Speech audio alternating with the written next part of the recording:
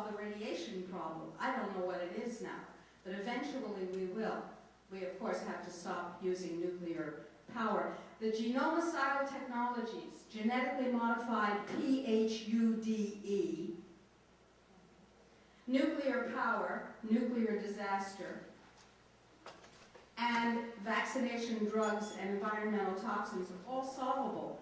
The first solution is by a loud and resounding, "Don't you dare," which translates into no, which is called pushback. Can we do it? Yes. Can we do it alone? Absolutely not. Are we doing it? Yes. Social network and the mailing list at healthfreedomusa.org. My email is on the brochure. Contact us. We are approachable, we are real, and we will respond. It is our world, and we have the capacity to reclaim it, to reframe it, and to repair it. Thank you. We've seen the problem.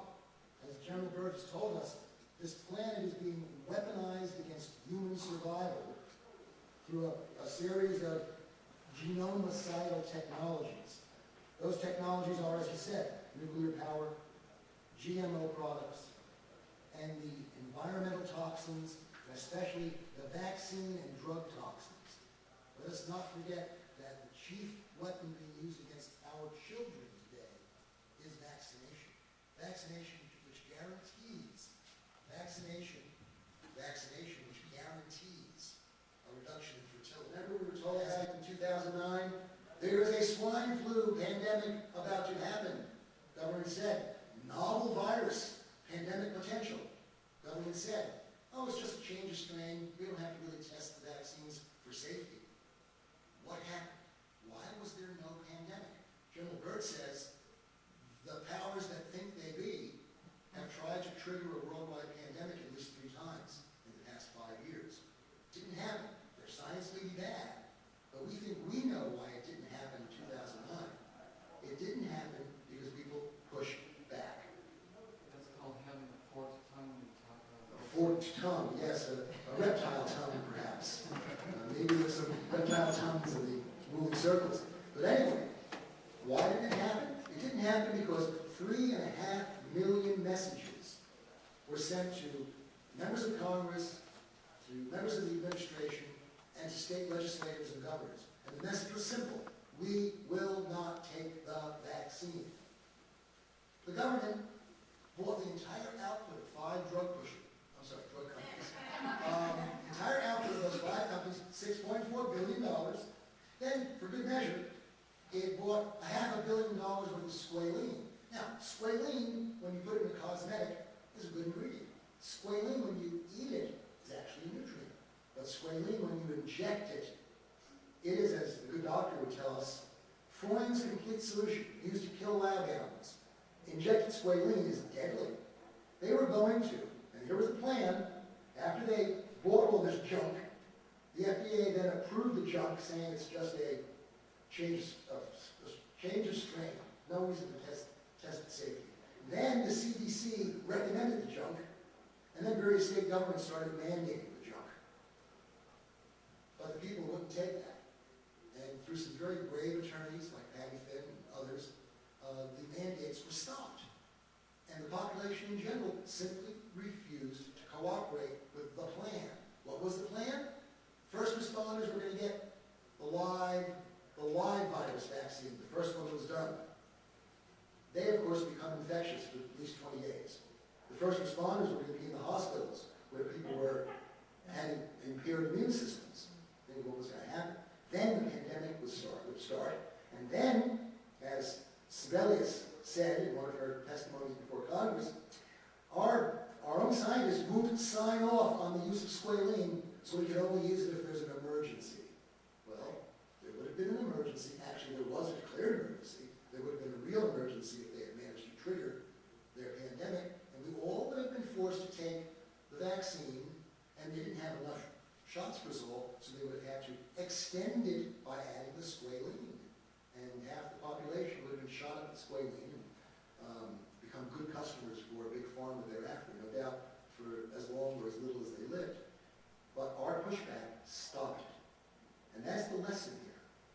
possible for an aroused people to resist the tyranny that's imposed on us.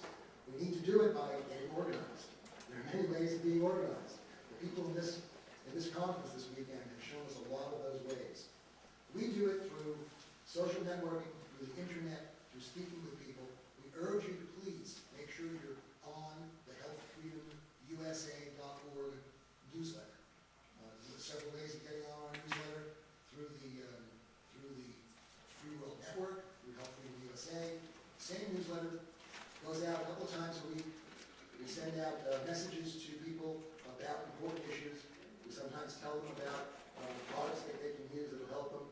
Because the truth of the matter is, all of those technologies of destruction that we've been talking about, those genocidal technologies, we identified them. General Burt saw the connection, and General Rima, Dr. Rima, of all of the what I like to call the .com docs, all doctors out there on the internet, was the first one to say it. All of those technologies damage our bodies the same way. They create, through radical cascades, damaging cell membranes down all the way to the DNA level. And guess what, folks? Those good people in the exhibit hall in this conference, for the past half century, the people in the natural products industry have been doing one thing supremely well. They've been developing antioxidant nutrition. And it's exactly antioxidant nutrition that can lead people to protection from these. Not enough protection. The only way we're going to be safe is to stop it.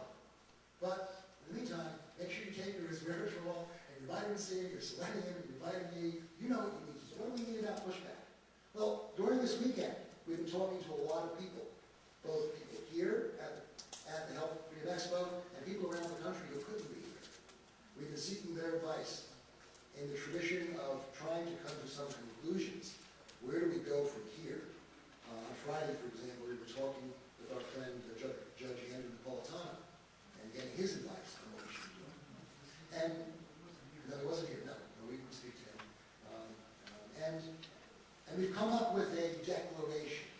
We call it the Long Beach Declaration. We know people are here collecting signatures on a petition in California. Very important. By the way, Californians, last week in the Assembly, someone introduced a bill, AB 2106, which is going to require any parent who wants to assert a religious or philosophical exemption to vaccines to go and get a letter from a doctor, a letter prescribed by state authority that will tell them about the risks of not being vaccinated, alleged, and about the benefits of being vaccinated, alleged, but of course will not tell the parents about the foreseeable harms that we know vaccine will cause to individuals.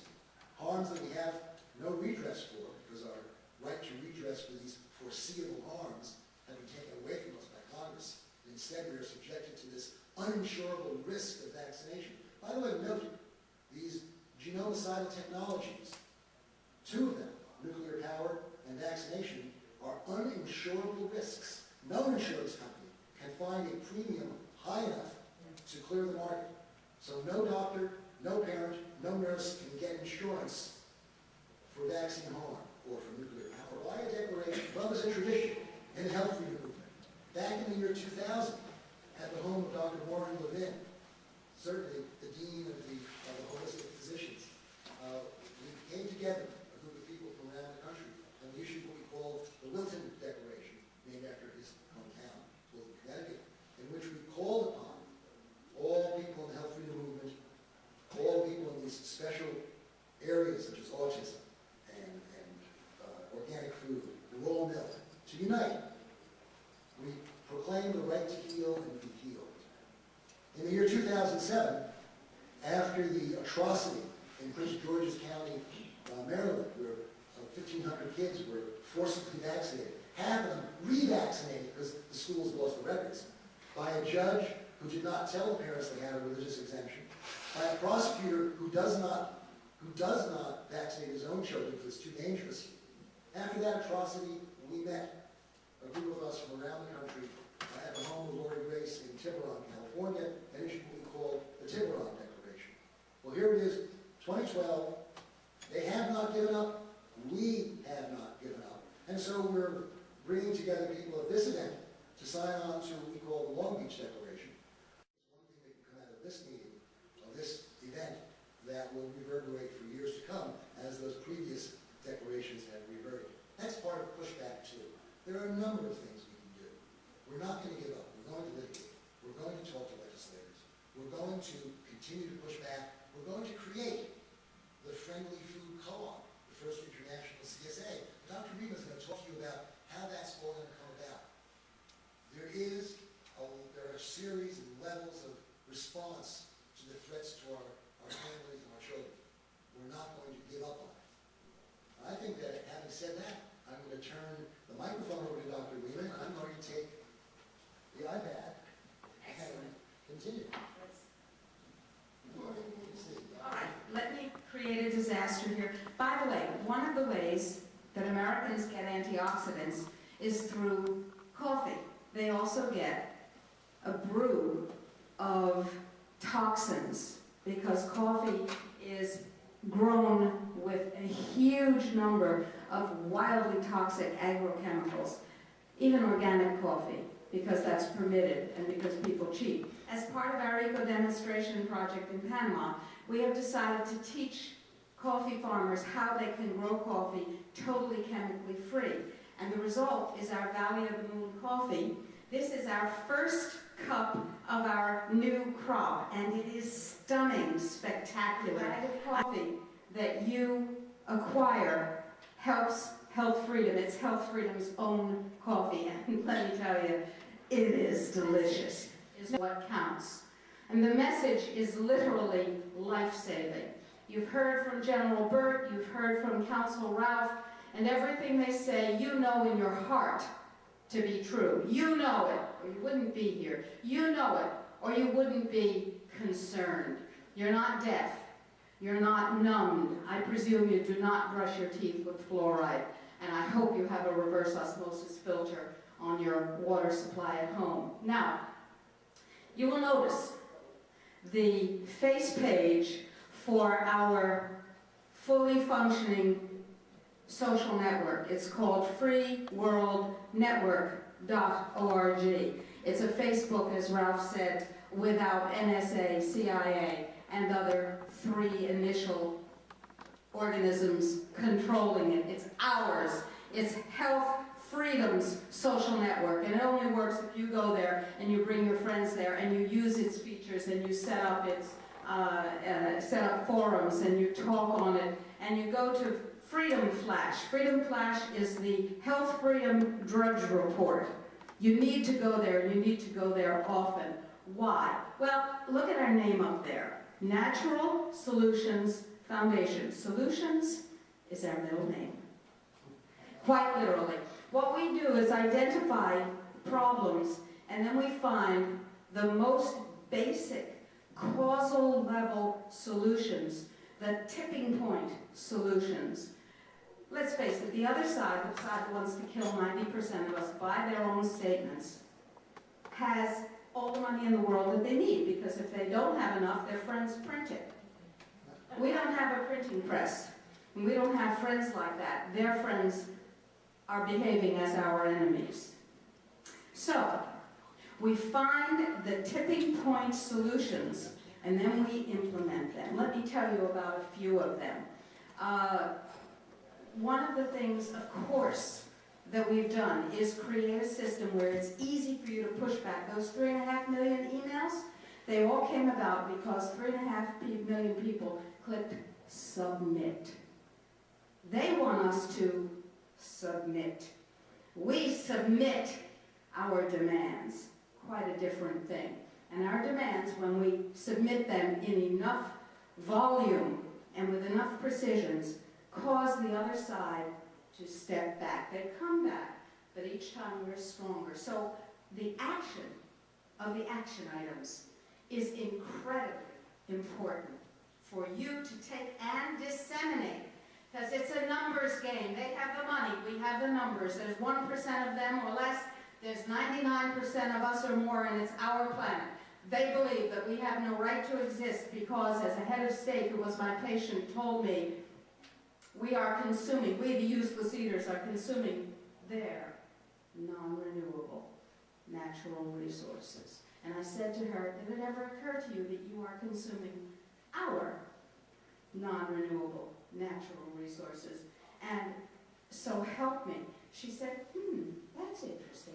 No, it never occurred to me. Well, anyway, and she went on talking about the great culling, which is now in progress, if we let it be. So, pushback, information flow, the right to consume, to choose and consume our own natural choices for health and for prevention of disease if we so choose. I so choose, I'm sure you so choose. But there's more. The word freedom contains the word free. And it's a concept, but it isn't an economic reality. Freedom is not free. The legal cases that need to be pursued to subdue these irrational monsters, and these globalists, they're really psychopaths, by the way. They're quite crazy. I'm a psychiatrist by training. Let me tell you, on a professional basis, they're lunatics. They have no connection with anything, anyone, any concept except their own interest. They're crazy.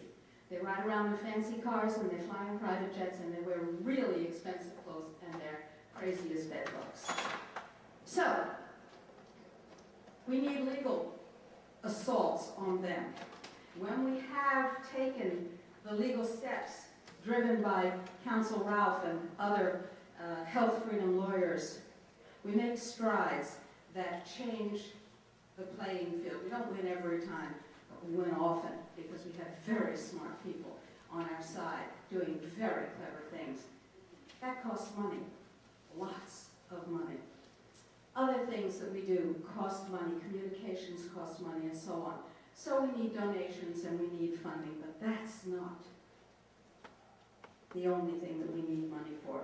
We need to bring clean food from the south, the southern hemisphere, from Africa, from South America, to the north.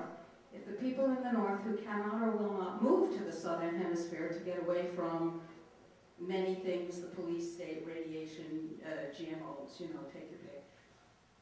If those people can't move or won't move, in order for them to survive, they need clean food. So we're creating an international CSA. General Burt and I have been to Chile 3 times. We're going back in several weeks. If you'd like to come with us, you're welcome to. You have to pay your own expenses.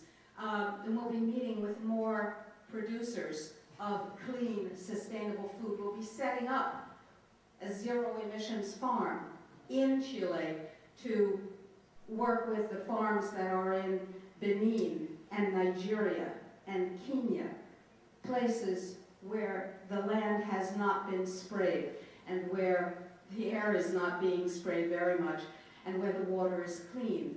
And the methods of production are stunning. Our mentor, Father Godfrey Nzamajo, who's a full professor emeritus of optical engineering at UC Davis, is also the creator of a commercial food production system that you want to be fed by.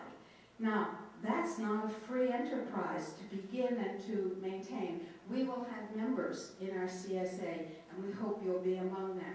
Our community-supported agriculture internationally, because we're all in this together. An investment fund, so that people can bring, this is an SEC registered investment fund, so that people can bring their values and their assets together. I mean, really, if you know this stuff and you care about it and you're invested in the pharmaceutical industry and Monsanto, you don't really know it, you don't really care about it. Let's be clear. You either enable and enhance what you believe in or you don't.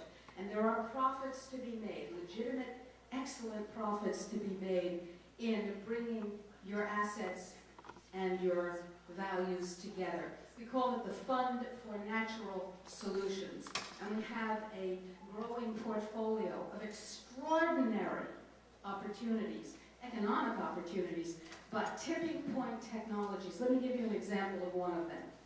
Imagine a little gizmo that a woman holds in her hand, personalized to her body, which, because of bioimpedance, a tiny, tiny electrical signal, which you can't even feel, being entered into her body with her permission, because she's holding it, obviously, will tell her with 100% accuracy, yes indeed, 100% accuracy, whether she is about to ovulate, has ovulated, or is ovulating, or is pregnant.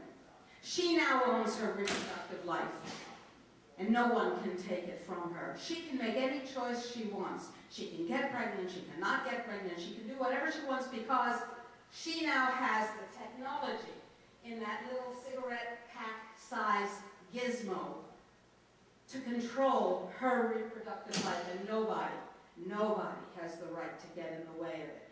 Now, is that a tipping point, game-changing technology or not? You betcha. Will that make a very nice return on investment? You betcha. Is that the kind of thing that we need to put out into the world? We can give it, we'll sell it for a price that allows us to sell one to a woman who can afford to pay for it, and give one to a woman in the state of Bihar, let us say, the poorest state in India, or whatever. You understand? We have the tools, we have the technology. There's another one. There is, in Panama, where we live, where we have created an eco-demonstration project called the Valley of the Moon Eco-Demonstration Project. Why the Valley of the Moon? Because the name of the state, the province in which we live, Chiriquí, means Valley of the Moon in the language of the indigenous people. And so we've created an eco-demonstration project. The coffee, yum coffee, is part of that. We're training other farmers to do the same thing. We have a restaurant, we have a medical center, we have where we practice my kind of medicine, which is drug-free. I've been a drug-free physician and psychiatrist for my entire career. I graduated in 1970, which is actually, I'm happy to say, within living memory. And in that time, I have never written a prescription with which to treat a patient, never, except for bioidentical hormones. And once I wrote a prescription to wean a patient off Xanax, that's it. Not necessary. I'm not practicing alternative medicine, I'm practicing good medicine. The alternative, the poor alternative, is allopathic medicine, except in the emergency room of the surgery suite. Otherwise, it has no place, no need. It's an economic fraud created by John D. Rockefeller. That's another story. You probably all know it, so I don't have to tell it, and I have 5 minutes. So, we have made arrangements to purchase a compounding pharmacy fully licensed offshore. Why would we want to do that? There are plenty of compounding pharmacies in the United States, yeah?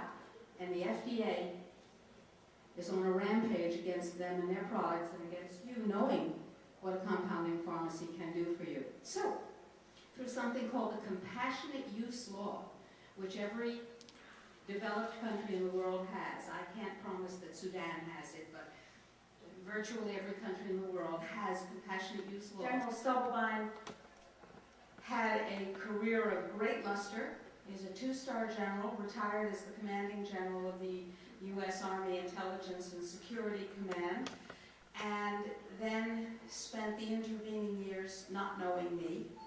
I literally leaped into his arm in San Francisco airport, into his arms, I should say. That's another story.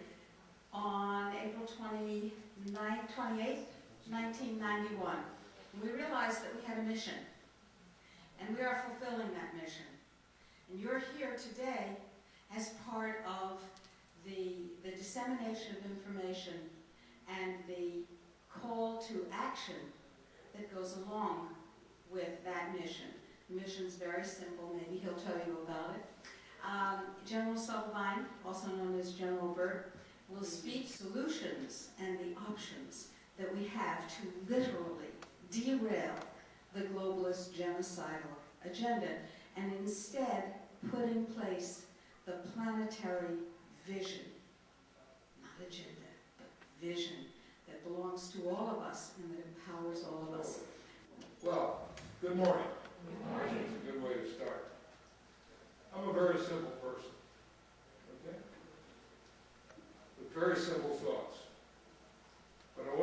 bring some of those very simple thoughts to you today. Because it's essential that you understand what's going on. Let me start with a word that you will not like. It's called war. War has multiple meanings. Some of them good, most of them not. But let me give you another word. Simple word. It's called love. Love has multiple meanings, wide variations in meaning. What's the opposite of war? Love. What's the opposite of war?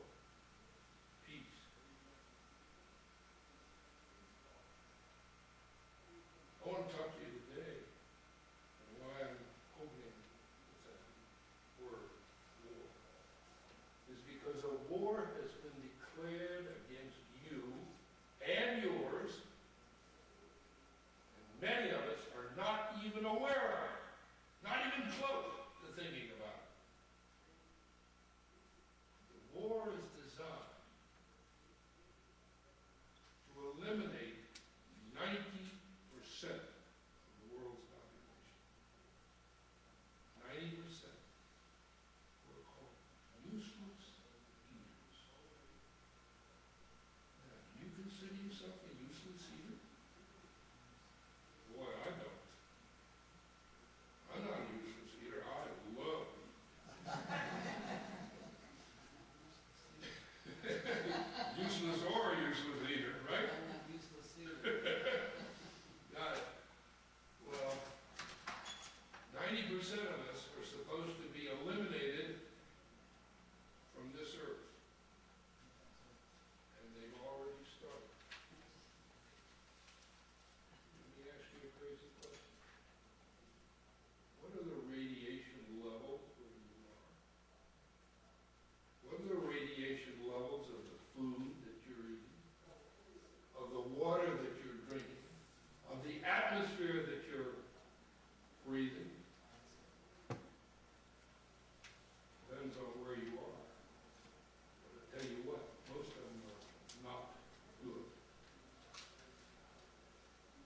Let's talk about Fukushima for just a moment. It was an accident, right?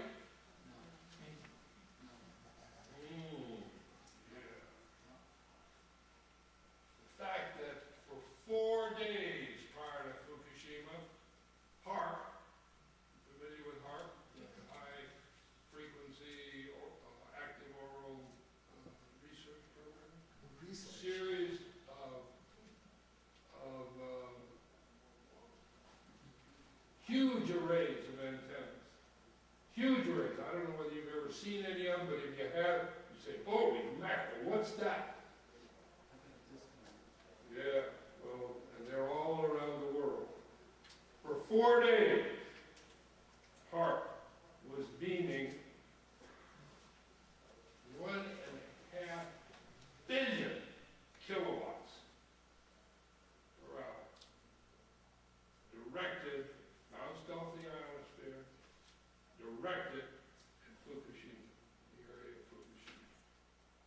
And guess what the frequency was that was being emitted? 25 hertz.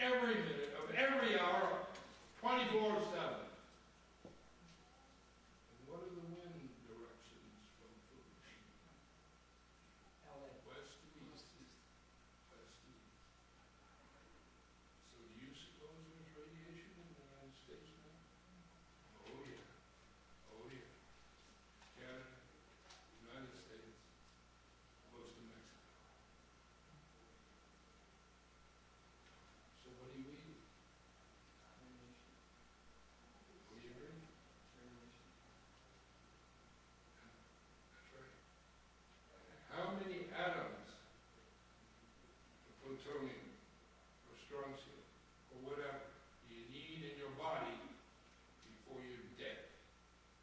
Not me. Not me.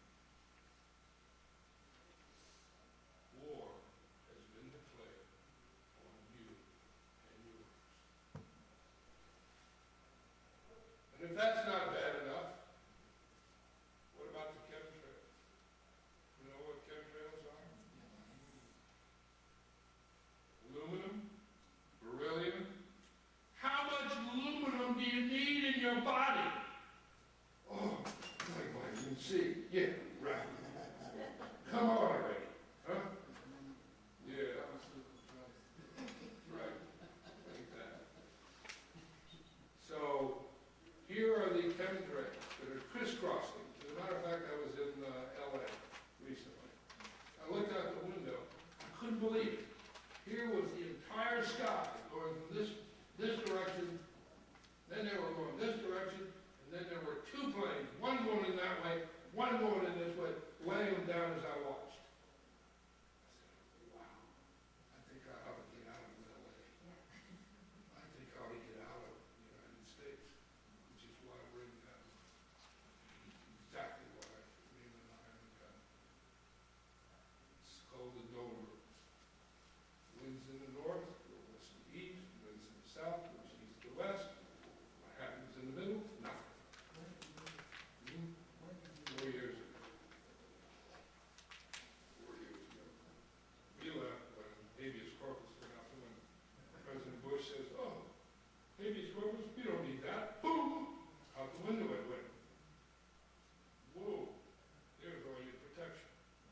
Right for a lawyer, right to know what you're charged with, right to defend yourself, out the window, bye-bye. So long, we left. It's exactly what we left. But there's more. Besides the chemtrails, and the aluminum, and the beryllium, and the whatever else, the GMOs. The GMOs, genetically modified organisms, that are going into your food.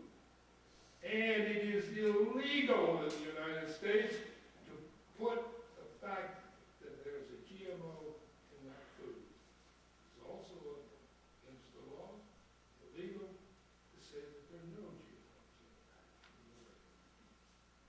So what is going in to the GMO that you don't know that you're eating? What's going into your body that your body has never had? It now has to figure out, oh my God, what do I do with it? You haven't a clue what you're getting because it's illegal to label it. And then, oh, by the way, the vaccine. How much mercury do you suppose is in the vaccine that by age 15, 78 different vaccines have been given to the child? And you wonder why there's an autistic epidemic? Autism is worldwide today. Why? Because of it. With that, I hope you're awake. Ah, but we're the man.